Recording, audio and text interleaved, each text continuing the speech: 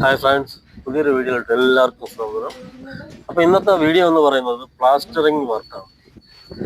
അപ്പോൾ എങ്ങനെ എളുപ്പത്തിൽ നമുക്ക് പ്ലാസ്റ്ററിങ് ചെയ്യാം, എത്ര സ്പീഡിന് നമുക്ക് ചെയ്യാൻ പറ്റും, നമ്മൾ പ്ലാസ്റ്ററിങ് ചെയ്യുന്നതിൻ്റെ ചെറിയ ട്രിക്കും കാര്യങ്ങളൊക്കെയാണ് ഞാൻ ഈ വീഡിയോയിൽ പറയുന്നത്. അതും അല്ലാതെ നമുക്ക് പോപ്പുലറായിട്ട് എങ്ങനെ നമുക്ക് ഈ ഇഷ്ടിക വെച്ച് കെട്ടിയ റൂമൊക്കെ നമുക്ക് പ്ലാസ്റ്റർ ചെയ്യാം എളുപ്പത്തിൽ.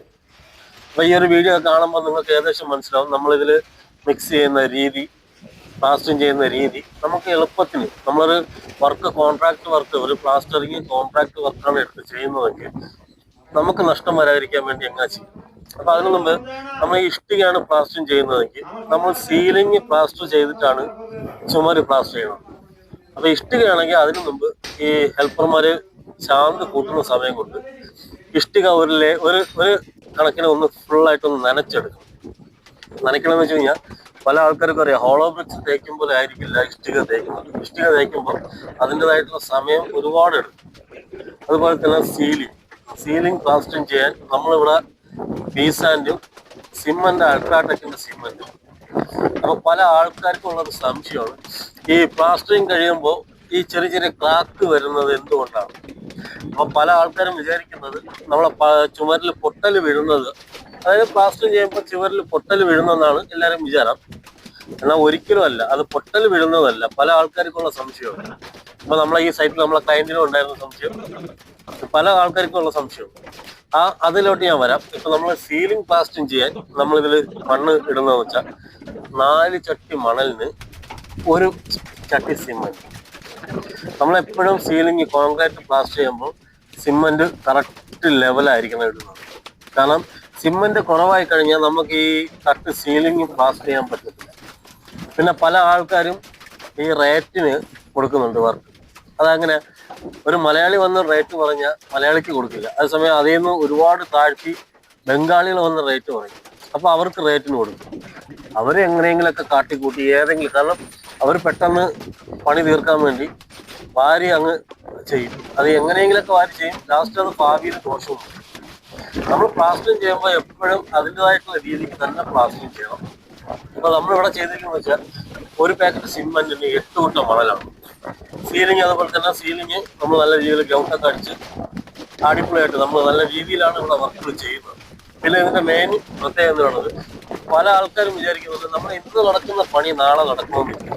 അത് പല ആൾക്കാരും നമ്മൾ അതുകൊണ്ടാണ് എല്ലാ സൈറ്റിലും പോയി കരാറിന് വർക്ക് എടുക്കുന്നത്.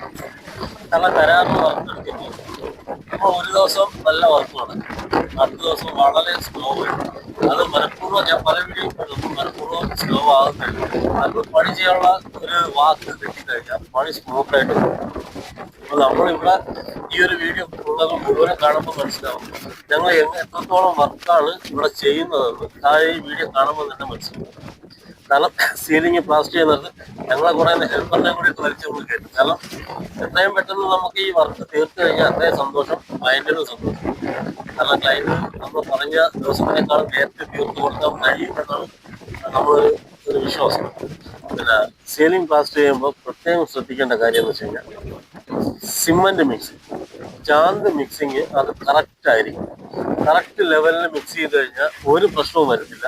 അതുപോലെ തന്നെ നമ്മൾ ഈ ചുമര് പ്ലാസ്റ്റർ ചെയ്യുമ്പോൾ ഈ ചെറിയ ചെറിയ ക്രാക്ക് വരുന്നതിന്റെ മെയിൻ കാരണം എന്ന് പറയുന്നത്, നമ്മളിപ്പോൾ ഇവിടെ ഉപയോഗിക്കുന്ന സിമന്റ് എന്ന് പറയുന്നത് അൾട്രാടെക്കിന്റെ സിമന്റ്.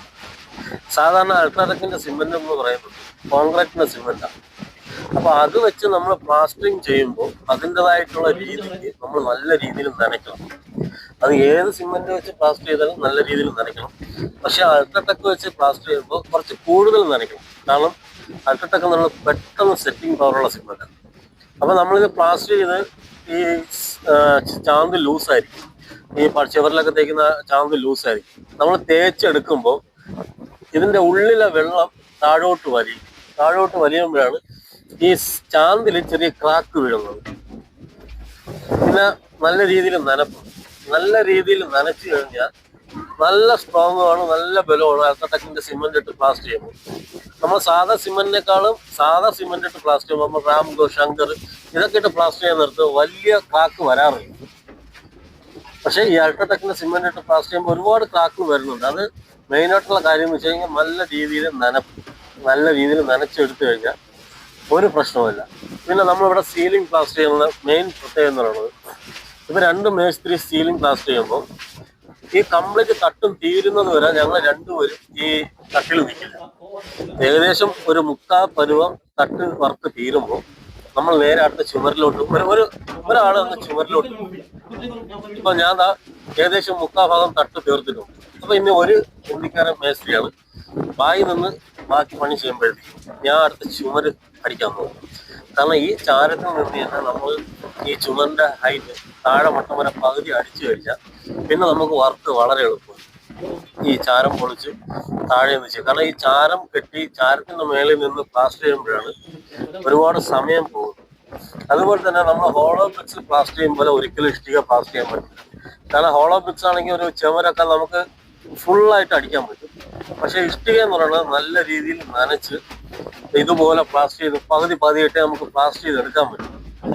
പിന്നെ ഇതിൽ പ്ലാസ്റ്ററിങ്ങിന്റെ ഉപയോഗിക്കുന്ന സിമെന്റും മണ്ണും 5-1, 5 ചട്ടി മണ്ണ് 1 ചട്ടി സിമെന്റ് ഇട്ടാണ് നമ്മൾ ഇത് പ്ലാസ്റ്റർ ചെയ്യുന്നത്. നമ്മൾ ആ ലെവലിലാണ് നമ്മൾ എപ്പോഴും പ്ലാസ്റ്റർ ചെയ്യുന്നത്. നമ്മളെ വർക്കിന് നമ്മളൊരു ഉടായ്പ വേലത്തം കാണിക്കും.